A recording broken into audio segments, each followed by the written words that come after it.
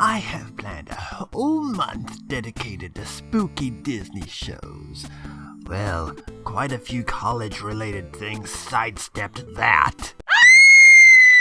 I will do this in full force next year, but I couldn't shy away from doing a Halloween-related video review for this year.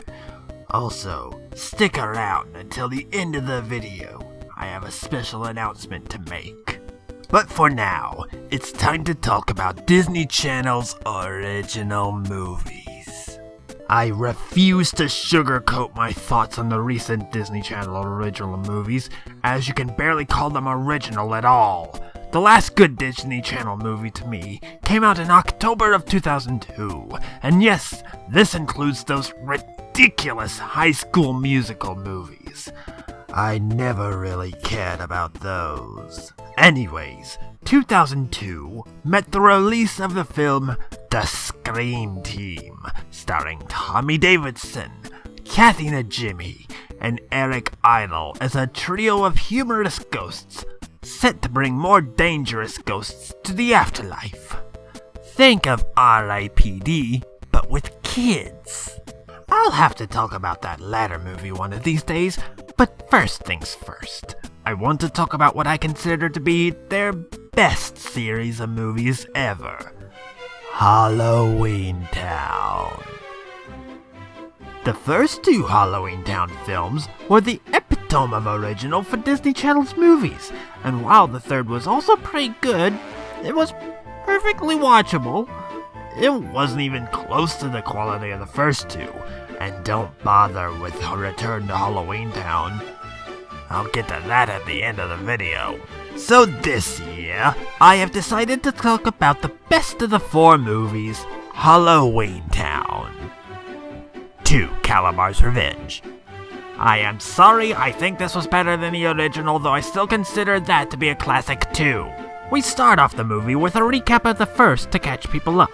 Marnie Cromwell, played by Kimberly J. Brown, is a witch in training, similar to another teenager, who had no idea what Halloweentown was, or the fact that she was even a witch just 2 years prior. Her grandmother, Aggie Cromwell, played with such joyful glee by Debbie Reynolds, is her teacher, though her mother, Gwen, played by Judith Hoag, the original April O'Neil, is very, very much against the use of magic in her family. Well, Marnie, her brother Dylan, and her sister Sophie travel with Aggie to Halloweentown, a delightful world of whimsical creatures that were, for lack of a better word, banished to this world during the Dark Ages. You may ask me whether or not I prefer CGI creatures over prosthetics, and I will point to this movie and say, at least I can tell that these guys are there. I don't mind CG monsters if the movie is built around CGI. Again, I point to R.I.P.D. and its terrible use of it. It may be more expensive, but practicality pays off, people. The leader of their world, Calamar, plotted a scheme that would turn his townspeople into monsters, inside and out, and send them to the human world, where he would lead them as a sort of revenge. He was stopped and destroyed by the Cromwell witches. The kids go home, and the mother even lets Aggie live with them for a few years. Now, it's Halloween night again in the normal world. Marnie's house is hosting a Halloween party, and that's a cool hologram. No, that's the villain's attempt to be spoopy. But enough of that, candy! Aggie is seen giving out hats and brooms from her Mary Poppins bag. And after she expresses her want to give the kids a broom ride, she's cut off by Marnie and then her mother. Well, I hope you're happy. Oh, ecstatic. Aggie uses her crystal ball to check in on the residents of Halloweentown. I swear, that sounds like a killer surveillance system. She talks about Gort, an ogre whose house is like a junk magnet. Anything that ends up lost ends up at his house, and he seems quite...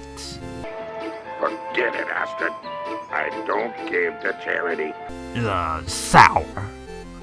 It's here where we find out how time works in Halloweentown. You see, Aggie wants to take Marnie there for a year to train, but that year would be like 100 years to Marnie. However, as they speak, Sophie gets a bad feeling.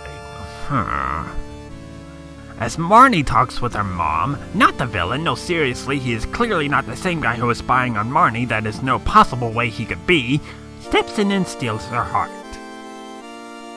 In the meantime, Dylan tries to get a date, and fails. That's sort of his story arc. That's it. Marnie gives Cal, that's his name, a tour of the house, where he shrinks Aggie's spell book and steals it without Marnie knowing about it. The funny thing about this is how she tries to stop him from looking at it. She could just as easily say it's her diary disguised as a spell book. Problem solved.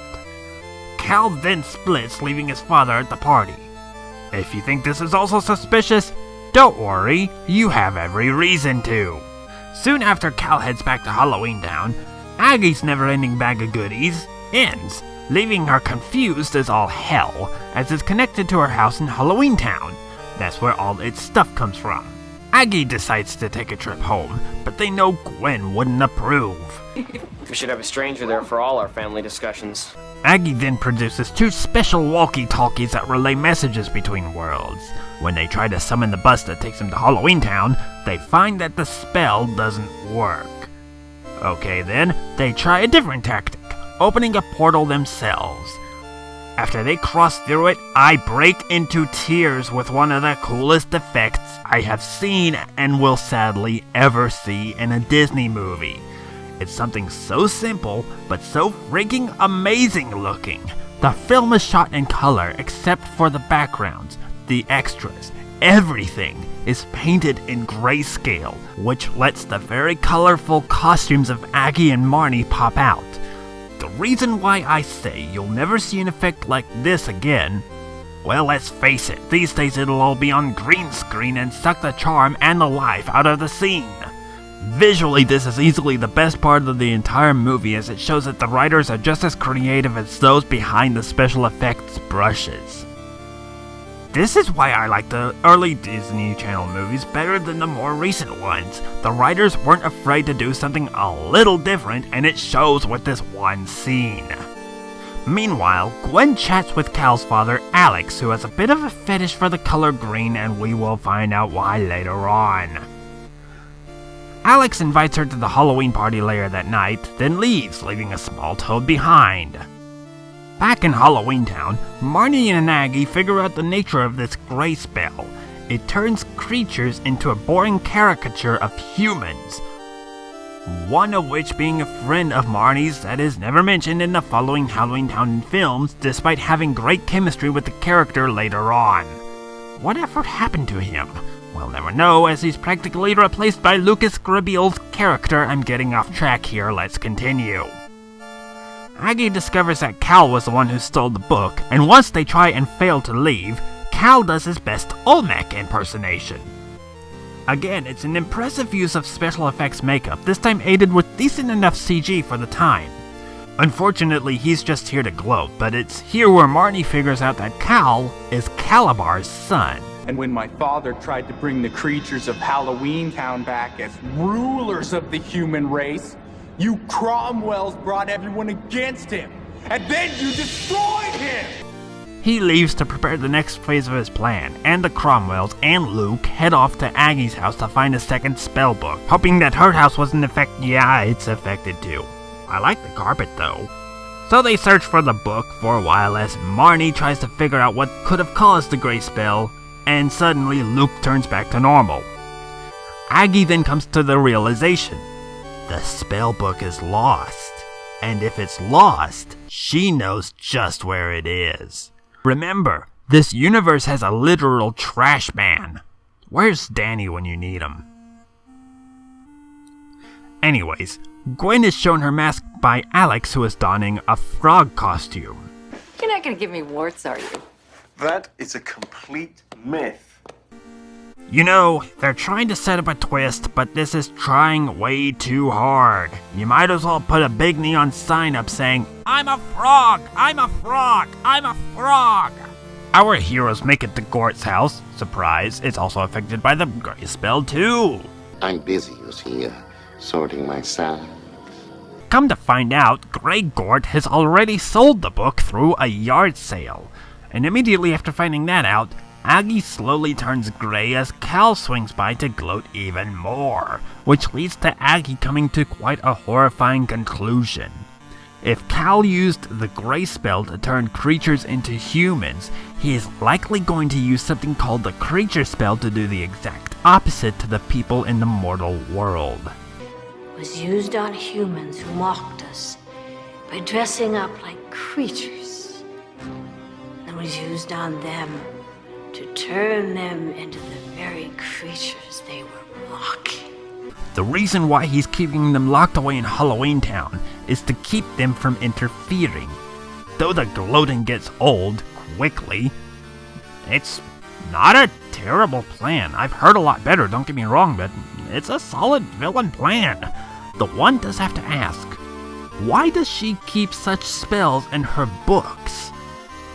In the human world, Sophie figures out what Alex really is. Good. Be a golem. Go to bed. And every time they pronounce it like that, I'm going to put this here. Let's try it again. Good. Be a golem. Go to bed. That works. Anyway, she finds out that he's a golem made of, gasp, frogs. Meanwhile, back at Grey Gort's, Marnie comes to a conclusion herself.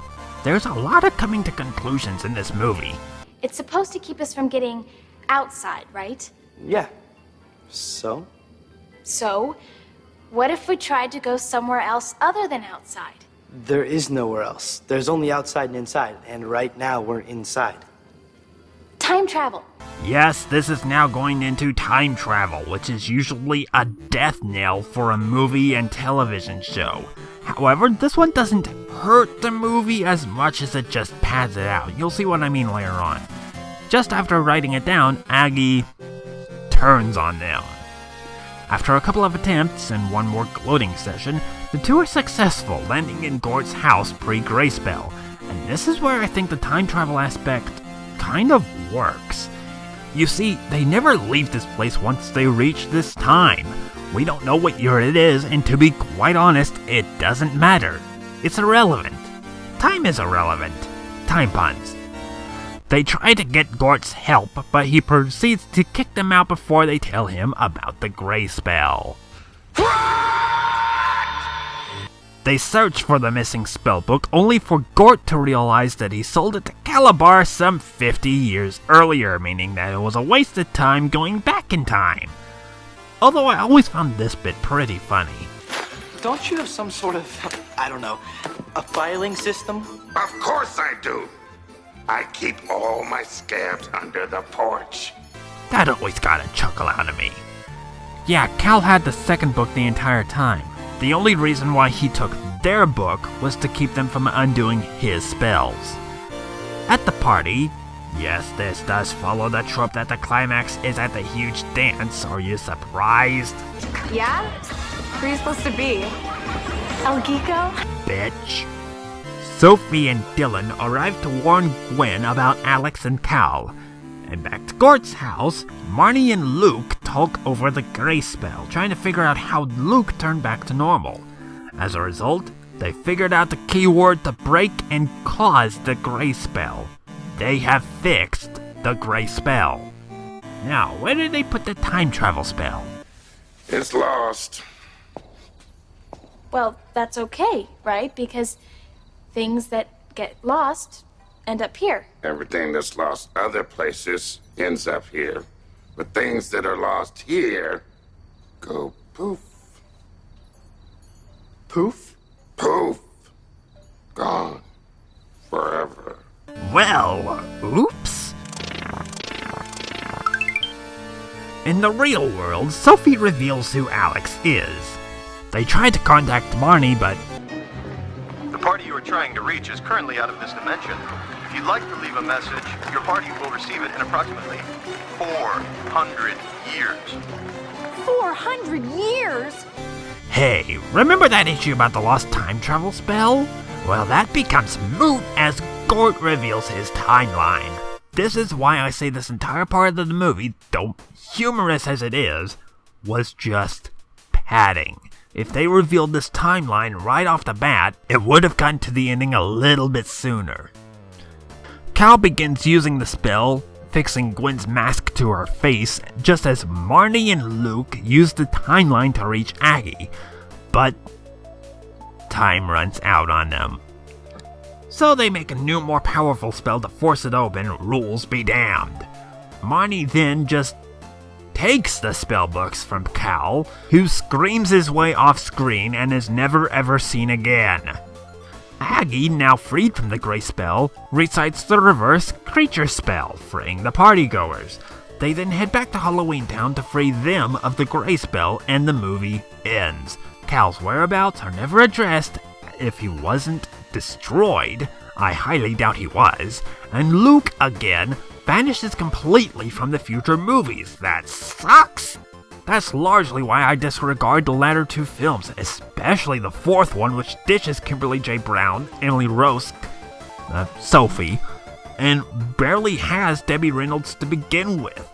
And it's not like they didn't want to return. Kimberly was full on disappointed when Disney chose not to bring her back, and it was one of the reasons why people didn't cling to Return to Halloweentown. Hell, even MTV said it's best to ignore it, and they made crap like Teen Mom. When they say you should ignore it, you know it's not that good. But my tirade about that is over. Halloweentown 2, Calabar's Revenge, has some of the best writing of the series, and is incomparable in its creative special effects. The downfalls it has are that it does have some known cliches, the plot twists are seen from a mile away, and it has characters that we want to know what happened to, though it's never explained. My final score for Halloweentown 2, Calabar's Revenge, is an 8 out of 10. If you get the chance, check it out. It's a great Halloween movie. Thank you for watching. I apologize I couldn't get more done this month, but I will definitely change that for next year. I have a few things planned for this following month, including a very polarizing movie. No. Oh, Luna, no! That's more like it. I will see you later. Sweet dreams.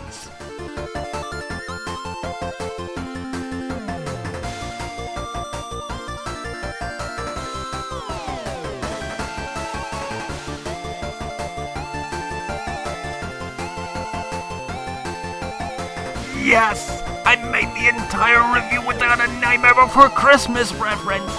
Wahoo!